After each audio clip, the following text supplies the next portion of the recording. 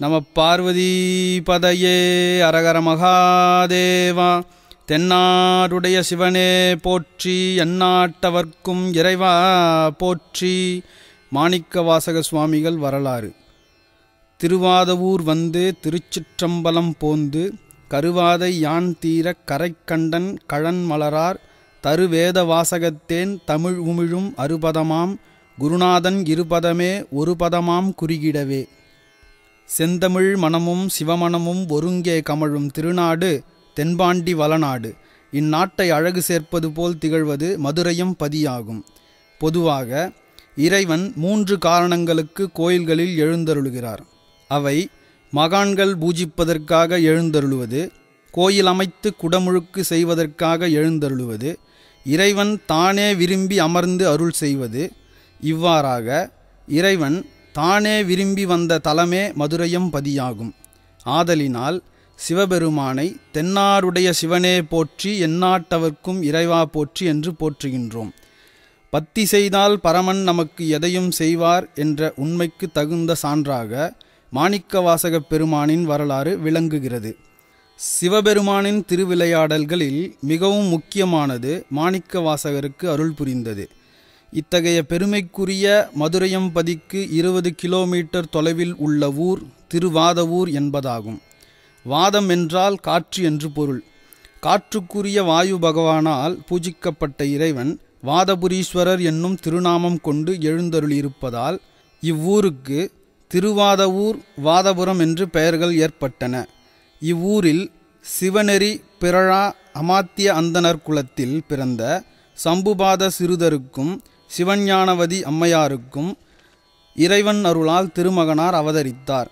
தாய் தந்தையர் மனம் மகிழ்ந்து அம்மகனாருக்கு திருவாதவூரர் என்னும் திருநாமம் சூட்டி மகிழ்ந்தனர். வாதவூரர் இளமை காலத்திலேயே எல்லா நூல்களையும் கற்றுத்தேர்ந்து வல்லவராக திகழ்ந்தார். அவரின் கல்விச் சிறப்பினை அறிந்த அரிமர்தன பாண்டியன் தன் அரசவை முதலமைச்சராக்கி தென்னவன் பிரம்மராயன் என்னும் பட்டத்தையும் வழங்கிச் சிறப்பித்தான். பாண்டியனின் உற்ற துணையாக இருந்து வாதவூரர் நல்லாட்சி புரிந்தார்.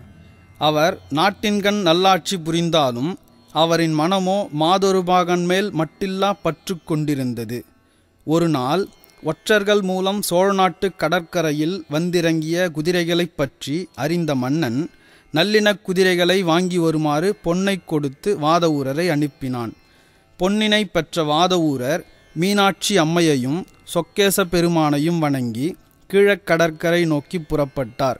செல்லும் வழியிலே வாதவூரர் ஆதி கைலாயமாம் திருப்பெருந்துறையினை அடைந்தார். பதியைச் சேர்ந்தாலே பரமனின் அருள் கிட்டும் என்பதற்கு சான்றாக வாதவூரர் திருப்பெருந்துறை என்னும் பெரும் பதியை சேர்ந்த உடனேயே அவருக்கு அங்கிருந்த பூஞ்சோலையில் இருந்து சிவ ஆகம ஒலி கேட்டது. அந்த ஒலியினிலே மனம் கொண்ட வாதவூரர் அவை ஒலிக்கும் இடம் நோக்கிச் சென்றார். அப்பொழுது குருந்த மரத்தடியில் ஞானகுருவாக அடியார் புடைசூழ வீற்றிருந்த பரமனை காண்கிறார். குருநாதனாக வந்துள்ள பரம்பொருளை கண்டதுமே வாதவூரர் மெய்சிலிர்க்க ஆனந்த கண்ணீர் மல்க தலையின் மேல் கூப்பிய கரங்களோடு அவர் தம் திருவடிகளில் விழுந்து வணங்கி தன்னை ஆட்கொண்டு அருளுமாறு வேண்டினார்.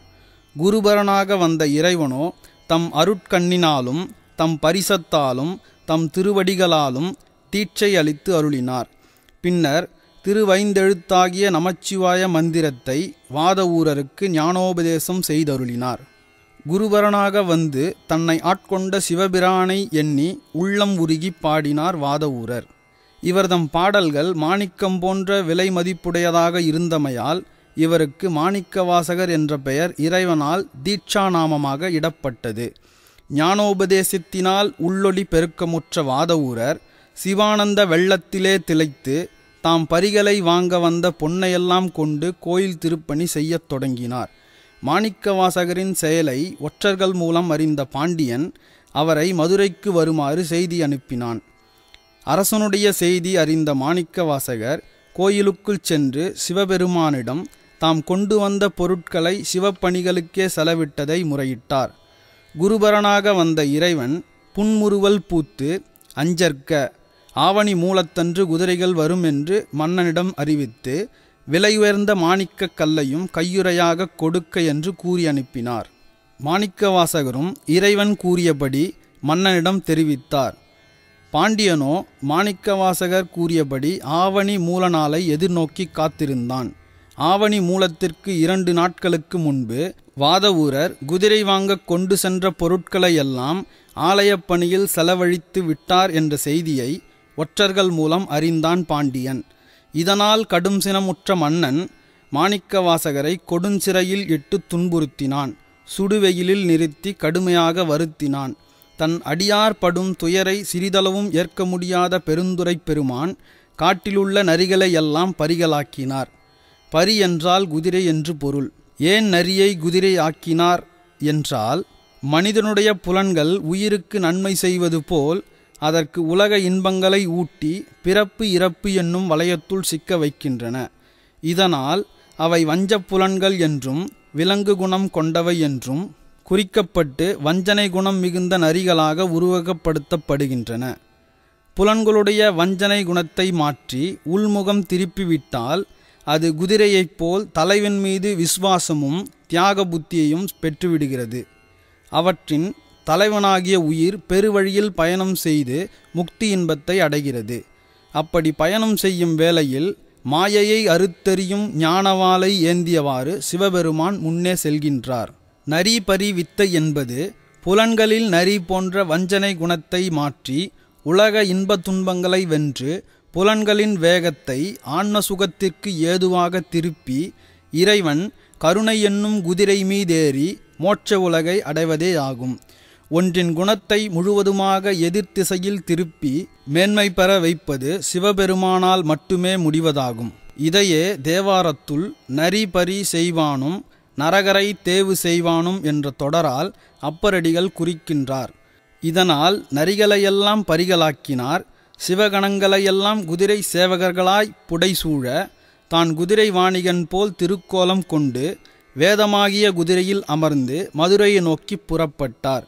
கடல் அலைகள் போல் குதிரை படைகள் மதுரையை நோக்கி வருவதை ஒற்றர்கள் மூலம் அறிந்த பாண்டியன் மனமகிழ்ந்து மாணிக்கவாசகரை சிறையிலிருந்து விடுவித்து பிழை பொறுக்குமாறு வேண்டினான்.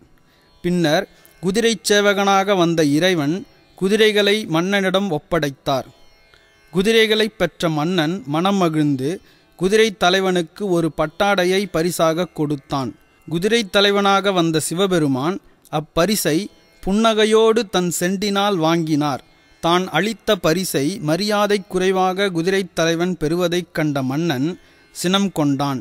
அருகிலிருந்த வாதவூரர் செண்டினால் பரிசு பெறுதல் அவர்கள் நாட்டு வழக்கம் என்று கூறி மன்னனின் சினத்தை மாற்றினார். குதிரைகளை வாங்கிய மன்னன் அவைகளின் குணங்களை அறிந்து பந்தியில் சேர்க்குமாறு பணித்தான். நள்ளிரவில் குதிரைகள் அனைத்தும் மீண்டும் நரிகளாய் மாறி பந்தியிலிருந்த பழைய குதிரைகளையும் கடித்துவிட்டு ஊர் மக்கள் அஞ்சும்படியாக ஊளையிட்டு ஓடி மறைந்தன. இதை அறிந்த பாண்டிய மன்னனோ கடும் சினம் கொண்டு மாணிக்கவாசகரை வையையாற்று மணலில் நிறுத்தியும் தலையிலே கல்லேற்றியும் துன்புறுத்தினான். இதனால் மாணிக்கவாசகர் படும் துயரை ஆற்றாத சொக்கேச பெருமானோ வையையாற்றில் வெள்ளம் பெருக்கெடுக்கச் செய்து திருவிளையாடல் புரிந்தார். வையையாற்றில் கரை புரண்டோடிய நீரினை அடைக்க மன்னன் வீட்டிற்கு ஒருவர் வந்து கரையை அடைக்க வேண்டும் என்று ஆணையிட்டான். அரசனின் ஆணையை ஏற்று அனைவரும் அவரவரின் பங்கினை அடைத்தனர். ஆனால் வந்தி என்னும் பிட்டு விற்கும் ஏழை மூதாட்டியோ தன்னுடைய பங்கினை அடைக்க ஆள் இல்லாததை எண்ணி வருந்தி சொக்கேச பெருமானிடம் முறையிட்டாள். எளியோனுக்கு எளியோனான இறைவன் தன் பக்தையின் வேண்டுதலுக்காக கூலியால் வேடம் பூண்டு வந்தியின் குடிசை முன் வந்தார். பிறகு வந்தி அம்மையிடம் உதிர்ந்த பிட்டினை முன்கூலியாக கேட்க வந்தி அம்மையோ அன்பு எனும் நெய்யை ஊற்றி உதிர்ந்த பிட்டினை அளித்தாள். வந்தியம்மை கொடுத்த பிட்டினை உண்ட இறைவன் கரையை அடைக்காமல் விளையாடிக் கொண்டும் கூடையை தலையணையாக்கி உறங்குவது போல் திருவிளையாடல் புரிந்தார். வந்த கூலியால் இறைவன் என்பதை அறியாத பாண்டிய மன்னன் அவரின் செயலைக் கண்டு சினம் கொண்டு பிரம்பால் அடித்தான். பாண்டியனின் இச்செயலினால் அண்ட சராசரங்களில் அனைத்தின் மீது அவ்வடி விழுந்ததும் கூலியாளாக வந்த இறைவனோ தனது கூடையில் இருந்த சிறிதளவு மண்ணினை கரையில் கொட்டிவிட்டு மறைந்தார். இதனால் வெள்ளமும் வற்றியது. இது இறைவனின் அருட்செயல் என்பதை தெளிந்த மன்னன் மாணிக்கவாசகரை விடுவித்து அவரது திருவடிகளில் விழுந்து வணங்கி பிழை பொறுக்குமாறு வேண்டினான். மாணிக்கவாசகப் பெருமான் மன்னனின் பிழையை பொறுத்து அவனை தேற்றினார். பிறகு துறவு பூண்டு பல சிவத்தலங்களை அடைந்து பல பாடல்களை பாடி அருளினார். இறைவன் அருளால் இலங்கை மன்னன் மகளாகிய மூங்கைப் பெண்ணை பேசச் செய்தார். ஒருமுறை மாணிக்கவாசகர் தில்லையிலே இருந்தபோது தில்லையானந்த கூத்தனே ஓர் அந்தன வடிவம் பூண்டு தான் பாண்டிய நாட்டு அந்தணன் எனக் கூறி மாணிக்கவாசகரிடம் அவர் பாடிய பாடல்களை பாடச் சொல்லிக் கேட்டு அதை எழுதி கொண்டார். பிறகு பாவை பாடிய வாயால் பொன்னம்பலவனை பாட்டுடை தலைவனாகக் கொண்டு கோவை பாடுக என்று கேட்க மாணிக்கவாசகரும் திருக்கோவையாரை அருளினார். மாணிக்கவாசகப் பெருமானுடைய பாடல்களையெல்லாம் எழுதி கொண்ட ஆனந்த கூத்தன் மாணிக்கவாசகர் சொல்ல அழகிய சிற்றம்பலம் உடையான் எழுதியது என்ற கைச்சாத்திட்டு பொற்சபையின் பஞ்சாட்சரப்படியில் வைத்து மறைந்தருளினார். இதனை அறிந்த தில்லைவாழ் அந்தணர் மாணிக்கவாசகப் பெருமானிடம் அவ்வேடுகளின் பொருளை கேட்க மாணிக்கவாசகரோ நடராஜப் பெருமான் திருமுன் நின்று இவற்றிற்கு பொருள் இவ்வானந்த கூத்தனே ஆவான் என்று கூறி ஆணிமகத் திருநாளன்று அங்கு தோன்றிய சிவச்சோதியுள்ளே அனைவரும் காணும்படியாக இறைவனோடு இரண்டரக் கலந்தார். இதைக் கண்டுற்ற தில்லை மூவாயிரவரும் அதிசயத்து போற்றி துதித்து வழிபட்டனர். இதுவே மாணிக்கவாசகப் பெருமானுடைய வரலாற்றுச் சிறப்பாகும். திருச்சிற்றம்பலம்.